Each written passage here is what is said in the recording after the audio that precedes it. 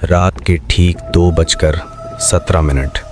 Security cabin में लगी घड़ी की सेकंड वाली सुई टिक टिक करती हुई जैसे हर पल किसी अदृश्य चीज को गिन रही हो। रमेश कुर्सी पर सीधा बैठा था, मगर उसकी रीढ़ में अजीब सी ठंडक दौड़ रही थी। बाहर फैक्ट्री का पूरा परिसर अंधेरे में डूबा था। ऊंची दीवारें, कंटीले तार, जंग लगे गेट और उनके पीछे फैला सन्नाटा। ऐसा सन्नाटा जो आवाज नहीं बल्कि सांसों की मौजूदगी महसूस कराता है। रमेश इस फैक्ट्री में नाइट वॉचमैन था।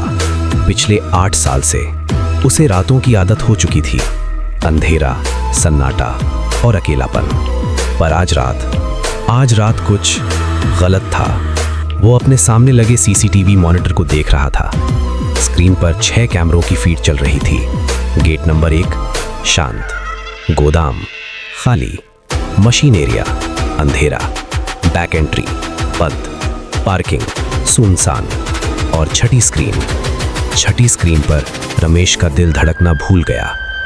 वो स्क्रीन उसके घर की थी।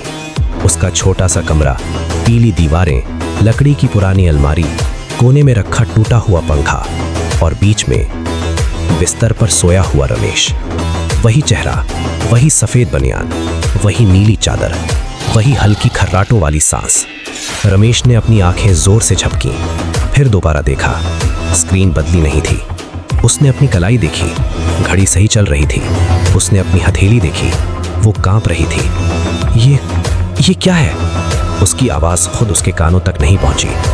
उसने जल्दी से मॉनिटर के बटन दबाए, कैमरा बदला, फिर वापस वही दृश्य।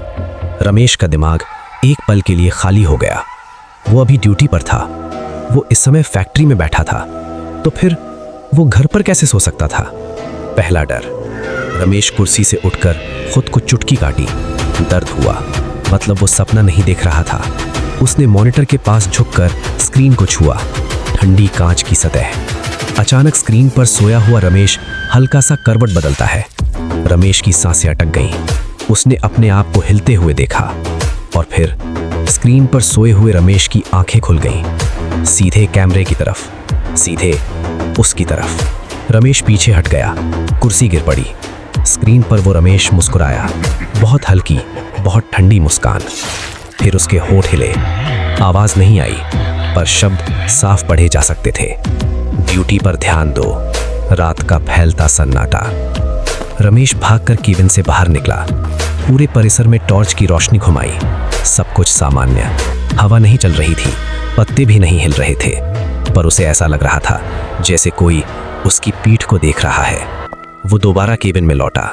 मॉनिटर की तरफ देखने से डर लग रहा था, पर फिर भी वो देखता है। छठी स्क्रीन अब खाली थी। उसका कमरा खाली था। बिस्तर पर कोई नहीं। रमेश की धड़कन थोड़ी धीमी हुई। शायद थकान, उसने खुद से कहा।